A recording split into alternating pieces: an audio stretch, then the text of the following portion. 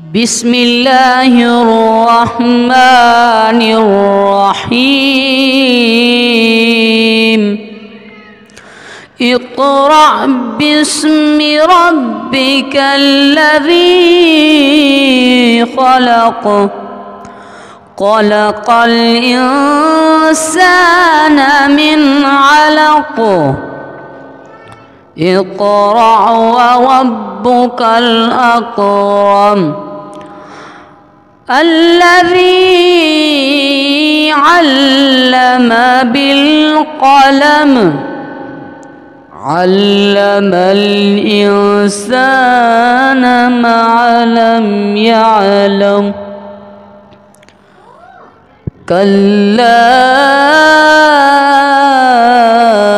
إن الإنسان ليطغى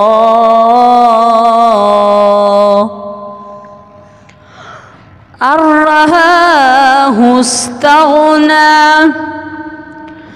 إن إلى ربك الرجعى أرأيت الذي ينهى عبدا إذا صلى أرأيت إن كان على الهدى أو أمر بالتقوى أرأيت إن كذب وتولى ألم يعلم بأن الله يرى كلا لئن لم ينته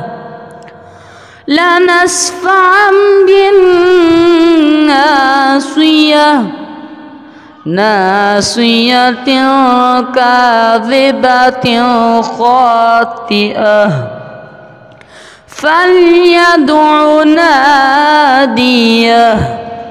سندع الزبانية كلا لا تطعه واسجد واقترب